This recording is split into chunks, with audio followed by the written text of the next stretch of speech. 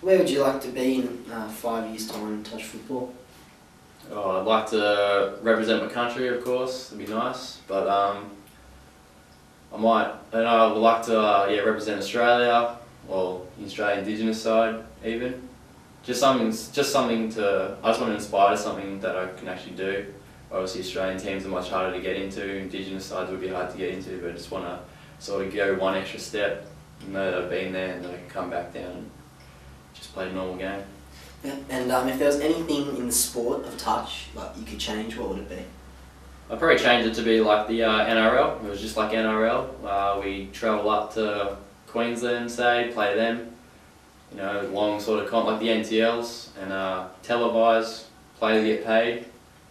You know, it's just like, it's another sport. It's just like a union, the league, the AFL, and touch football's always on, and people always TAB sports bets for Phoenix to get up, top try scorers and all that. You know, just wouldn't mind seeing that. It'd be nice. Yeah, thanks for that. Easy to tell you. Now, you mentioned a bit about NTLs there, and obviously being still at a very young age, stepping up into that men's open level. What did you have to learn off some of the other players to be competitive against, obviously, the world's best players out there? When I first started, I wouldn't say I was raw, but I was a bit nervous to start with. I think that one thing that I had to do, which I think that I'm glad I did, was just run hard and sort of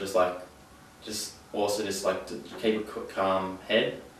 I found that having older experienced players made it easier for me, because they sort of talked me around to where to go, but also just driving the ball, like that. The simple stuff for me, that's what sort of got me through. Playing men.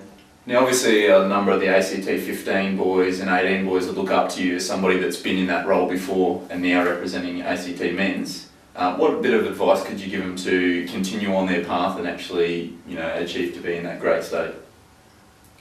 Just say, don't give up the sport. Obviously, like it's hard. It would be hard to make sort of a men's side, but just train. When your coach tells you to do something, just do it. Run the simple stuff. Don't try to don't try to run it yourself. Because you run it yourself, you end up to you tire yourself out and burn out, and selectors don't like that. I think that you just do the simple stuff, and then when the time comes, you'll be old enough, and you will be gradually starting to get a bit better, and people will start to look up to you and give you more respect. So more of the simple stuff for me, really. Yep. Now, moving along to the Premier League competition with the Phoenix Blue side, started off quite well as a team. What actually got you across the line? What, as being one of the stronger players in the team, what did you have to do to get your team there? I don't know. I think it was just more. I don't think it was just one sort of individual doing everything. I think it was more of a team. Our basic plan was just to go out there, try to run the moves that we've talked about. Obviously, in the 2 training runs we had, we did it. In a few games, other games we didn't. I think that the start, just getting to know each other, was a bit tough. But as we gradually moved on, I think everyone started to get along and learn how to play with each other. And more, I think that towards the end of the season we're picking up. But unfortunately, in the semi-final, we just weren't switched on and weren't running moves, and it was just a bit disappointing to see that we didn't make it. But I'm pretty happy with the way that the boys all went. I think it was. I think it was a good sort of side, and I'm glad that I got to play with all those boys. It was good. Being one of the senior players in the team, what did you have to change in your role or adapt to help some of the younger kids through?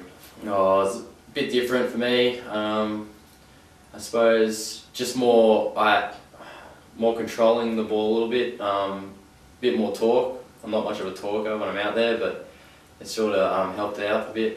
Just sort of telling players where to go, what to do, but also not just me having to go all the time. You try to get the younger boys involved. So some days you tell like Jamie Hawke, for instance, to have a go at the line, and he got more confident as the games. And when we played the Viking Warriors in the round games, we got a penalty, he tapped the ball and just scored. Like that was like, he didn't even look, like he just sort of just went, that's the right thing to do. So he just for me, that was that was more enjoyable watching like the young kids just come out of their shell and doing stuff. Like, it didn't bother me, so it was good. So that's how I found it. Now, obviously, you're going to be a big contributor in the Phoenix Vorden Cup team and also the Super League team. What can we see from Ben Hughes in those competitions? Oh, not too much. I wouldn't rate. I reckon all the other boys from obviously your gold side, very strong, won the Premier League comp. So I'm more just going to work off them, contribute when I can, but also, you know, when the time's right, I'll have a go myself. But I'm more going to play more of a team sort of role and talk more and just go from there, really. So. Yep. Well, thank you very much, Ben, for coming on the show. Ben is actually our final player in focus for the Premier League competition. We will continue it on through the Super League and other competitions that we're involved in. But that wraps it up for the Premier League. So thank you very much all for tuning in, and we'll see who we can get later on in the year. Phoenix TV, it's part of me. Thank you to our major sponsor, Right Way Curtains and Blinds, and Luxaflex Galleries, as well as our minor sponsor, Belconnen Soccer Club.